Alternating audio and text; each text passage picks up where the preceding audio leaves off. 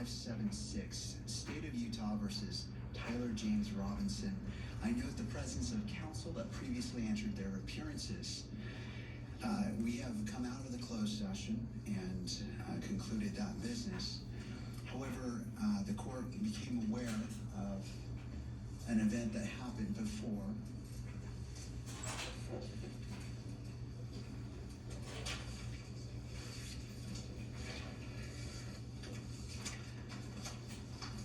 And my understanding was during the open portion of this hearing earlier that there was a violation of the standing decorum order as it relates to transmission of these proceedings. I want to hear from counsel, and then I will make a ruling concerning that shortly thereafter. Ms. Visser. Thank you, Your Honor. I'm referring specifically to Rule of Judicial Administration 4-401.01.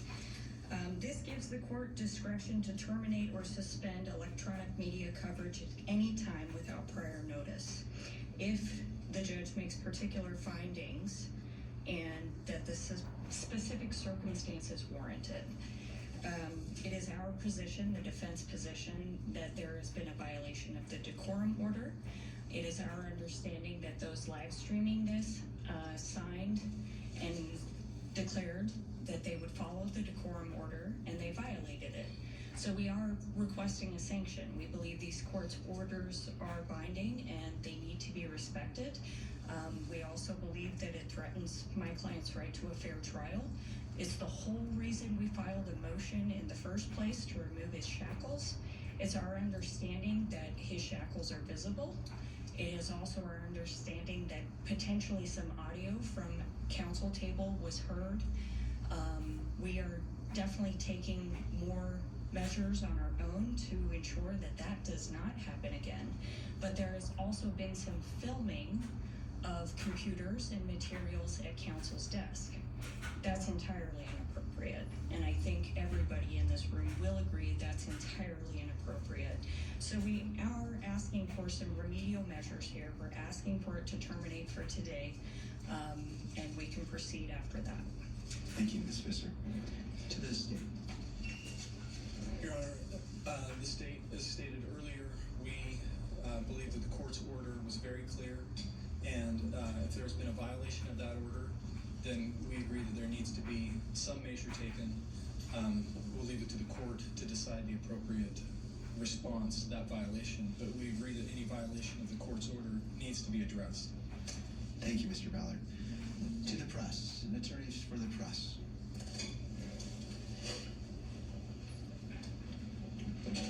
Your Honor, Jeff Hunt for the media interveners. This is the first time that we've heard about the violation. We've not had an opportunity to look at the video or investigate the audio or look at the capture of the computers, but filming of the inadvertent filming of the shackles. I did talk to the pool photographer. My understanding is that there was a zoom out shot that did inadvertently show the shackles. That was improper. That was inadvertent. And we apologize for that. They've taken measures to make sure that the pool video that is disseminated to the rest of the pool does not contain any capture of the defendant in the shackles. We can't do anything about the live stream, of course, but we can control what the rest of the video is that we capture and disseminate. So that is being done. The audio for counsel, my understanding is the only audio that they picked up was from counsel's microphones. I don't have any further information about that, whether that's a violation. Filming of the computers is not a violation of the decorum order. If the capture can show the document that counsel is looking at, then that is a potential violation. So I just don't know how much detail the shot is that is of concern to the court. But I'll just say that we reiterated as soon as I heard this from Mr. Ballard with the pool representatives that this is very important to follow to the letter the court's EMC order. They understand their obligations. They take that very seriously. They're not perfect. Mistakes happen. We're trying to correct as much as we can on that, but we think termination is not an appropriate remedy. An admonishment from this court, a reminder that they need to follow to the letter the court's EMC order is appropriate. That's the message that counsel has delivered to the media representatives and the pool operatives, and we think that is the appropriate remedy. Thank you. Thank you. I just want to make it clear, we're still receiving messages that shackles can be seen on the live stream as we restart it. So it's still a problem. Thank you. I appreciate all parties weighing in on this important matter. And I find that there was a violation of the standing decorum order that was in effect as of October 30th, 2025, based off what's been proffered, as well as the EMC order signed by the court. As previously stated by Ms. Visser, the court does have discretion in determining whether to terminate the broadcast of these proceedings. And again, if there's specific circumstances warrant such action, that the court would need to make findings in order to do so. I find that excluding the cameras from the courtroom would be disproportionate for this hearing. I find that making it very clear, first, that the transmission cannot begin until court is in session and must end as the court ends the session, and cannot be filmed before or after. The filming of, as previously stated in the decorum order, the EMC must be followed to the letter. The sanction for today is that this camera will be relocated away from defense table to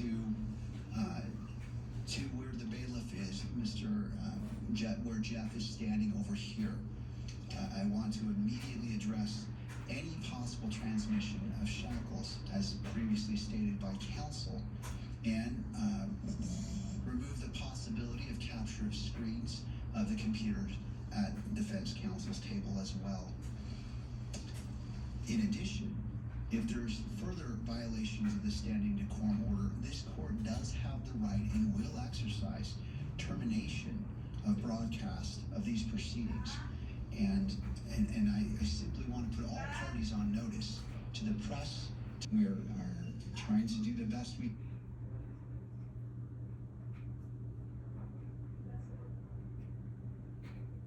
Michael, this is big. I mean, it's ironic, isn't it? That on the very day they're discussing the issue of whether or not it should be available to be seen on media ways, videos, they have a violation already. I'm shocked. Yeah, I mean, these things happen, as you heard the media rep say. He admitted that the shackles were shown. There's a standing order. That's what they were talking about, where the judge said he has to wear shackles, even though he can dress in street clothing. He has to wear shackles, but those shackles cannot be photographed or filmed in any way or videotaped in any way. Obviously, that did happen. He found that. There were some issues as to the computer for the defense center. I don't think he made a ruling on that, but he was clear. Shot across the bow. Yeah. I have the power to kick you out. If it happens again, that might be the remedy. And I think he must have seen the video they've been talking about, because he indicated that it was on the computer, that they'd have to move the camera. Clearly, it must not have shown any of their privileged information. Let's bring in and get thoughts from a constitutional attorney, Chrisanne Hall. Chrisanne, weigh in on what we just heard. No, I think the judge did the right thing. I really appreciated the fact that he said that removing the media would be disproportionate. I think that's the correct call. The shackles being in view is always a very important thing. When you have a defendant who is deemed to be unsafe to be released from shackles, in the courtroom, maybe some of our people watching have never been in a courtroom when that takes the case.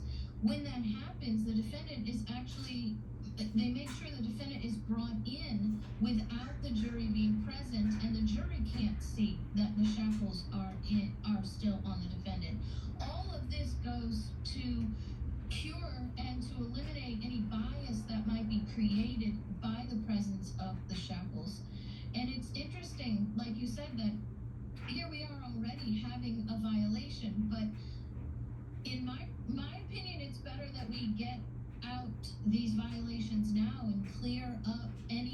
accidental, because the attorney for the media clearly said this is accidental. So if we clear up all the accidental exposures and violations now, then we can definitely make sure they don't happen. Yeah, and Michael, clearly these things happen by accident. It's not a purposeful. Yeah, and this is almost like a dry run. Let's figure it out now, as Chris said. Hopefully it doesn't happen in the future. That's right. Thank you so much.